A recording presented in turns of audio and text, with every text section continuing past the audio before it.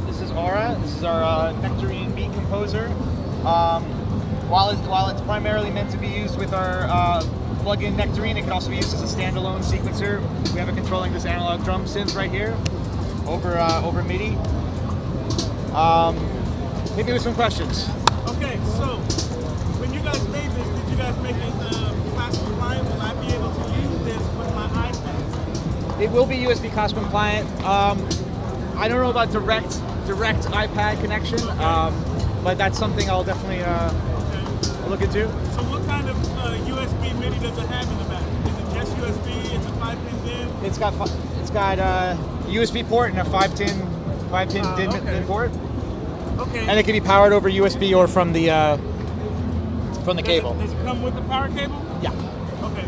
So my question is, if you have it hooked up to the USB, it can be USB powered if you have it hooked up to the computer, right? Right. Awesome. Yeah, it'll power right off a USB port on your computer. Awesome. Now, can you now the screen, yeah, the LED screen, what does it reflect when it's in MIDI mode? When it's in this mode, internal, you get right now it's showing the knobs. Gotcha. And what you can see what MIDI CC numbers they're sending, and then the value. Okay. This is also where you get into like global modes and assigning the pads and making the pads different colors. That's sort of that level. And then in internal is also where you could play the pads themselves. And then when you move down into sequencer mode, tapping a pad enables that pad's MIDI sequencing. Okay, now when you're in sequencing mode, is that a different MIDI channel? Like, can I? No. I mean everything's working the same. Okay. It's just the pads. Okay. You can't play the pads because you need to select what pad you're doing the programming on. Right. So if you tap, for example, this hi-hat, then these buttons up here show like a classic step sequencer. Ah, gotcha. Show what steps, okay. and you can see. That's awesome. And you can see right here some of the steps have a little highlight around them. Okay. That's like a classic accent. Okay. So you can do an accent, and it's kind of cool because you can do the accent like in a classic like 909 kind of way where it makes it hit harder, but you can also make it hit softer. So if you wanted to do like ghost notes or more subtle stuff, you can use the accents in that kind of way as well. Okay, so I got a question. Did you guys make the software first or the hardware first? Well, Nectarine, our plugin, which I'll show you, has been around. It was introduced with our T6 Panorama T6 series, or T series, I should say, which is right over here. But this is what I guess we could say is like Nectarine 2.0. Ah, okay, gotcha. And so we're expanding what it does, and this is sort of the starting point of this product being focused on that integration. Actually, this station over here is sort of like the secondary, like it can also be a hardware sequencer. I was getting ready to ask you, it's running in standalone mode, right? It is currently. It is just running as a MIDI sequencer with no computer attached. So, but some of these, like the plug-in button and things like that, obviously aren't going to do anything here. Of course.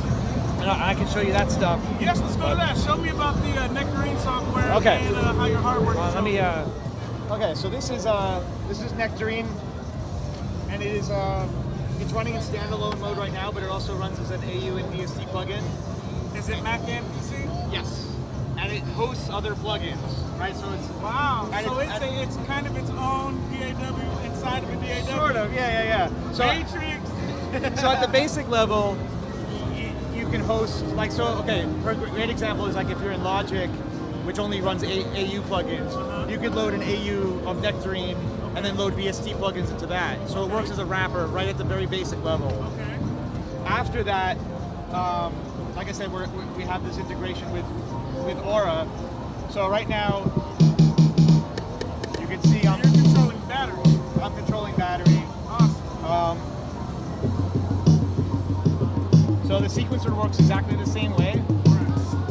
So you're running battery inside of Nectarine. Exactly. Okay, awesome. But what that does is that gives us control. Let me stop that for a second. That gives us control over.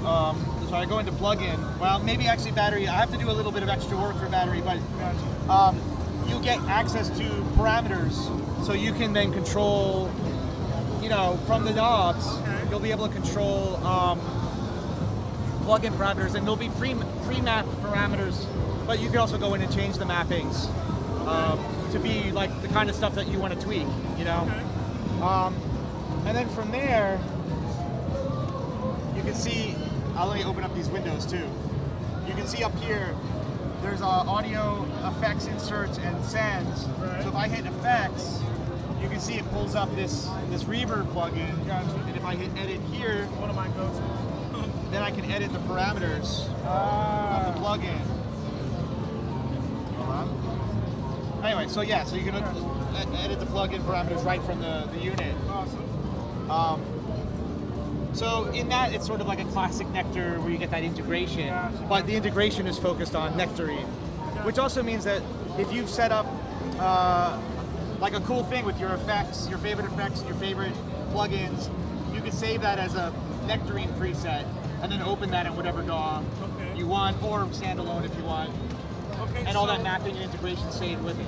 Okay, so for somebody that doesn't know anything about Nectarine, what does the actual software do? Because I remember you saying it can be a VST, an AU, or a Host. VST3. Yeah, it's So it's a host. It's a plugin host. Okay. So right now it's running in standalone, but it is also an AU and VST plugin. Okay, right. So you can load it into your DAW and then load plugins into it, and then you get that control over those plugins. Is Nectarine basically software that hosts VSTs and AUs? In a nutshell. Okay, so it doesn't have like a sequencer built in or like a No, linear DAW? no. The next Okay. step of that is how it integrates with the hardware that we provide. Okay. And so the sequencer is internal to Aura. Ah, So when I you get it. when That you makes sense. That makes when you sense. say that's how it works in Right, standalone. right. So if I were to sequence something here with battery, Right. I could then disconnect this unit, bring it over there, and run that sequence on the analog. Gotcha. So the brain is in the hardware. Yeah, the sequencer is in the This hardware. Just a company thing, so Right, that's where the sounds. You know, sometimes Right. people come up to me and are like, "Are there sounds in this?" No, Right, gotcha, it's a gotcha. controller. Nectarine is your source of sounds, or your hardware unit. Gotcha. Well, Chris, man, you answered all my questions, bro. Well, I good, appreciate it. good. How you enjoying NAMM so far? It's great, but I'm losing my voice.